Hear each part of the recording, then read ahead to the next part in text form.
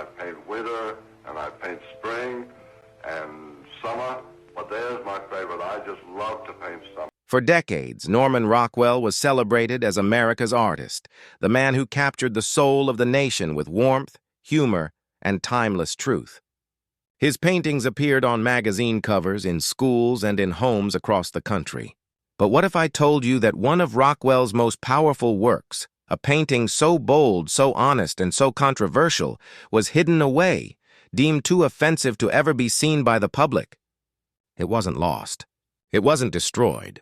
It was buried, quietly removed from exhibitions and archives, locked behind closed doors for fear that it would spark outrage. And now, after all these years, the truth has finally come out. The painting in question isn't like Rockwell's idyllic scenes of family dinners and baseball games. No, this was different. It was raw. It was real. And it confronted a side of America that few wanted to admit existed. Some say it was Rockwell's masterpiece, a canvas that spoke louder than any speech, revealing the pain and hypocrisy hidden behind the American dream. So why was it censored? Who decided that it was too much for the public to handle? And what message was Rockwell trying to send that the world wasn't ready to hear? Tonight we uncover the story behind the forbidden Norman Rockwell painting, the one that was silenced for decades. And the reason it's fine for most of the 20th century, Norman Rockwell was more than just an artist. He was a national institution. His paintings were a mirror in which America saw its ideal self. Families gathered around Thanksgiving tables, small-town barbers chatting with children, soldiers returning home to open arms. He painted hope, innocence, and belonging. His work defined the front covers of the Saturday Evening Post for nearly 5 decades, a publication that reached millions, and shaped how Americans viewed their own story. But beneath the brushstrokes of perfection, Rockwell himself was beginning to see the cracks. The America he portrayed, the happy, harmonious, morally upright, was not the full picture. Behind the smiles and Sunday dinners, he saw racial division, injustice, and inequality that didn't fit the narrative the Post wanted to sell. For years, editors at the magazine kept strict control over what Rockwell could paint. He was forbidden to show Black Americans in any position other than servants, workers, or background figures. If he dared to include them as central subjects, the paintings were rejected outright. That censorship weighed heavily on him. Rockwell was a man of conscience, deeply aware that his art carried influence. By the late 1950s, he was growing restless and angry. "I paint life as I would like it to be," he once said. But life is not always like that. Those words foreshadowed what was to come. A moment when Rockwell would break free from the sanitized image of America he'd been asked to promote, and instead paint the uncomfortable truth. By the early 1960s, the country was changing. Civil rights marches filled the streets, segregation laws were being challenged, and a new generation of Americans demanded justice and equality. Rockwell, now in his 60s, could no longer stay silent. He had spent his life painting America's face. Now he wanted to show its conscience. It was around this time that Rockwell created a painting unlike anything he had ever done before. Gone were the cheerful colors and familiar smiles. In their place was silence, pain, and courage. The painting, which would later become infamous for being too offensive to show, told the story of a little girl walking to school, guarded by U.S. Marshals with the word "Near" scrawled across the wall behind her. Her name was Ruby Bridges, and she was the first Black child to integrate an all-white elementary school in New Orleans. Rockwell titled the piece, "The Problem We All Live With." When he first presented it, it wasn't the warm slice of Americana that the Saturday Evening Post was used to.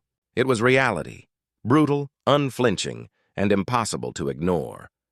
For the first time in his career, Rockwell had stripped away the illusion of harmony to confront America's darkest truth. But the reaction was not what he expected. Editors refused to publish it. Exhibitors declined to show it. Sponsors pulled out of gallery deals, calling it divisive and inappropriate. Some even accused Rockwell of betraying the wholesome image he had built his career upon. For a man who had been America's favorite painter, the backlash was staggering. So the painting was quietly tucked away, unseen by the public for years. Museums avoided it. Critics whispered about it. And Rockwell, heartbroken but defiant, refused to apologize. He once told a friend, "Maybe it's not the America people want to see, but it's the America we live in."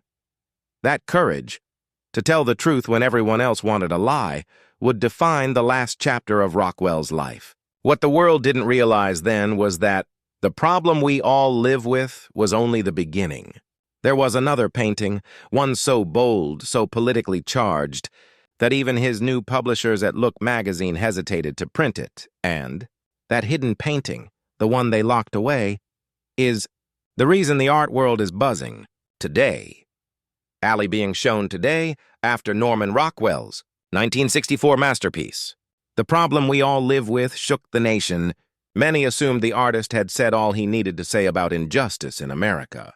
But behind the scenes, Rockwell wasn't finished, not even close. The world may have praised his courage for depicting Ruby Bridges' walk to school, but Rockwell knew that one painting couldn't heal a divided country. There were deeper truths to reveal, truths far more uncomfortable than even his loyal admirers were ready to confront. It was during his later years at Look magazine that Rockwell began working on a piece that editors would later describe as too political, too raw, and too dangerous for public release. The painting was called Murder in Mississippi, and it would become one of the most powerful yet most suppressed works of his career, inspired by the real-life killing of 3 civil rights workers, James Chaney, Andrew Goodman, and Michael Schwerner.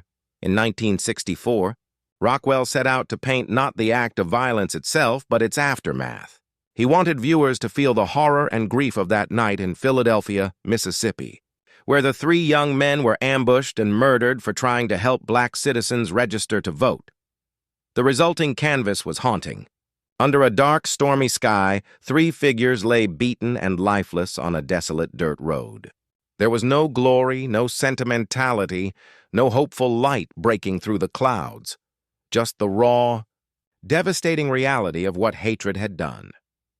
When Rockwell first presented Murder in Mississippi to Look magazine's editors, they were stunned. This wasn't the Rockwell they knew, the gentle storyteller of small-town America. This was a man confronting evil itself. The editors debated for weeks, worried about how readers would react. Some feared the painting would spark outrage in the South. Others argued it was exactly what the country needed to see. In the end, they agreed to print a watered-down version, a monochrome reproduction titled Southern Justice. But even that muted presentation couldn't hide the power of Rockwell's brush. The emotion was so raw, so haunting, that even those who supported civil rights found it difficult to look at for long. Still, the original full-color painting, the one Rockwell poured his heart into, was deemed too disturbing to display publicly. It was quietly locked away in storage, rarely mentioned in interviews or exhibitions. For decades, it remained unseen, hidden not because of obscurity, but because it forced people to confront the side of America they wanted to forget. Rockwell himself was deeply affected by the piece. Friends later recalled that he couldn't talk about Murder in Mississippi without emotion. It took everything out of him, one colleague said. He was painting grief, not art. And yet Rockwell knew the risk he was taking. His career had been built on optimism, on paintings that made people feel good about who they were. But now, he was showing them what they had become. To some, it was an act of betrayal. To others, it was the most patriotic thing he had ever done. Art historians later described the painting as the visual conscience of America. Yet for years, that conscience was silenced. No museum wanted to display a work that exposed such brutality so directly. Even after Rockwell's death in 1978, the painting remained hidden in archives, occasionally referenced in academic texts, but almost never seen by the public. It wasn't until the early 2000s that curators began to question why one of America's greatest artists had a major work effectively erased from cultural memory. What they discovered, tucked away in the Norman Rockwell Museum's storage vault, was breathtaking. The painting, restored to its original color and scale, was far more powerful than anyone expected. When the museum finally unveiled Murder in Mississippi to a limited audience decades later, silence filled the room. Some wept.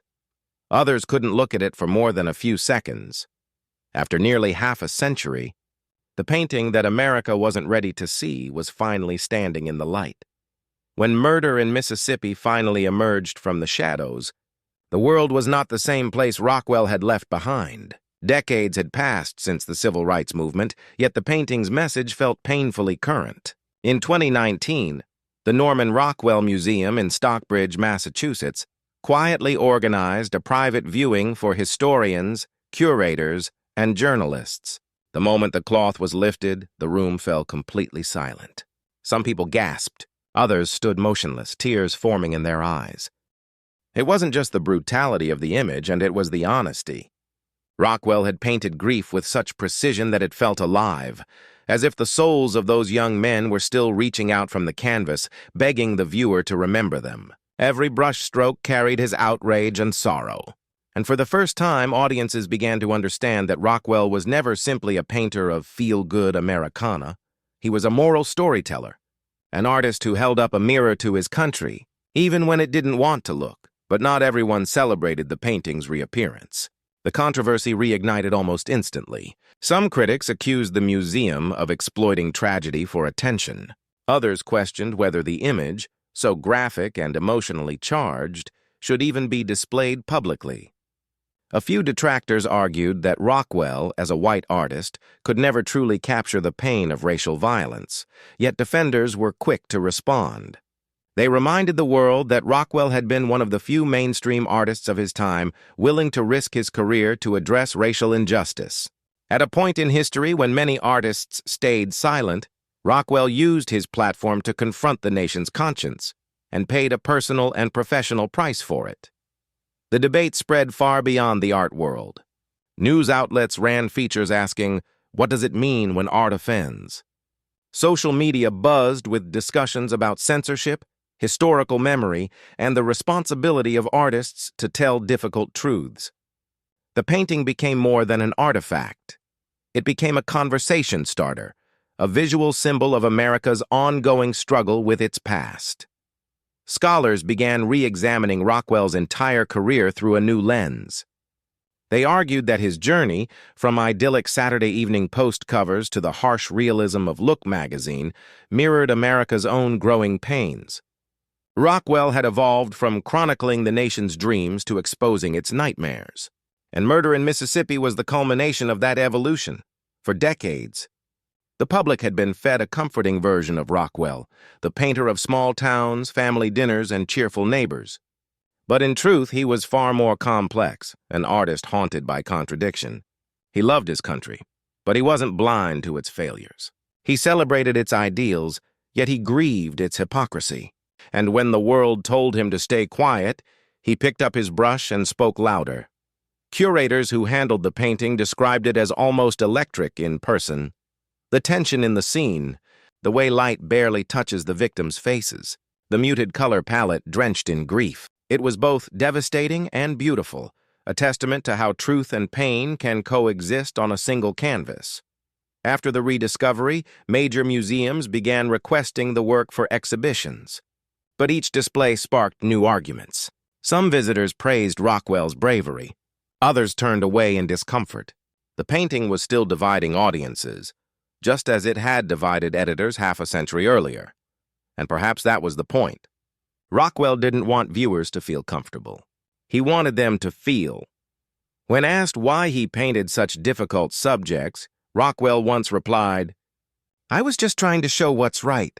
Those simple words encapsulate the essence of Murder in Mississippi. It wasn't meant to please the public or earn applause. It was meant to remind a nation of the cost of hatred and silence. The painting had been hidden for decades because it was too much, but when it resurfaced, it became clear. Maybe that was exactly what America needed, too much truth to ignore. When the dust settled and the debates cooled, one truth remained. Norman Rockwell's Murder in Mississippi had done exactly what great art is meant to do. It made people look, think, and feel. It had forced a conversation that too many had avoided for too long. And for Rockwell, even though he never lived to see its public unveiling, the painting became a final, fearless statement of everything he had come to believe about truth, justice, and the American soul. By the time he painted Murder in Mississippi, Rockwell was nearing the end of his career. He had spent decades trying to reflect the best of America, its kindness, humor, and heart. But the civil rights movement changed him. He could no longer ignore the letters from fans who asked why his America never included black faces, or why his idyllic small towns always seemed untouched by the struggles playing out in the real world. Rockwell began to realize that his duty as an artist wasn't just to comfort people, it was to challenge them, that evolution defined the final chapter of his life. The man who once painted smiling neighbors now used his brush to confront the darkness those same neighbors refused to see. And while his earlier works were celebrated on the covers of the Saturday Evening Post, his later pieces, especially Murder in Mississippi, were often shunned, dismissed, or hidden. But Rockwell didn't regret it. He told friends, "If I'm not painting the truth, then what's the point of painting at all?" Today, the painting that was once locked away in storage now hangs with pride in exhibitions about civil rights and social justice. Visitors stand in silence before it, often leaving in tears. Some describe it as the most haunting work they've ever seen. Others say it changed the way they think about Rockwell, not as a sentimental illustrator, but as a truth-teller, a man who risked everything to show America to itself. In many ways, the rediscovery of Murder in Mississippi transformed Rockwell's legacy. He was no longer just the painter of nostalgia. He became the painter of conscience. Art historians began calling him America's witness, a man who captured both its dreams and its nightmares with equal honesty. His courage inspired a new generation of artists who now use their work to confront racism, injustice, and inequality. The very battles Rockwell had tried to highlight decades before. And yet, the story also serves as a reminder of how easily truth can be buried. For years, the painting was hidden simply because it made people uncomfortable. It wasn't politics that silenced it, it was fear. Fear of confrontation, fear of guilt, fear of what it might reveal about the country and about ourselves, but time has a way of restoring what was once rejected. When Murder in Mississippi was finally displayed publicly, it didn't just honor Rockwell's bravery, it honored the voices of those who fought and died for justice. It brought back into focus the real lives behind the canvas. Cheney, Goodman, and Schwerner. 3 young men who believed in equality so deeply they gave their lives for it. Rockwell may have painted grief, but what he truly captured was courage, the kind that endures even when the world refuses to see it. And that's what makes the painting so powerful today. In an era still grappling with division and injustice, its message rings clearer than ever. Silence is complicity, and truth, no matter how painful, must never be hidden. Norman Rockwell didn't just create art, he created accountability. His brush became a voice for those who had none. And though he passed away in 1978, his spirit lives on in every artist who dares to tell an uncomfortable truth. So yes, this painting was once too offensive to be shown. But now, standing in the light, it reminds us why it was painted in the first place. Not to offend, but to awaken. Because sometimes the most patriotic act isn't to celebrate your country's perfection, but to confront its flaws with honesty, courage, and hope.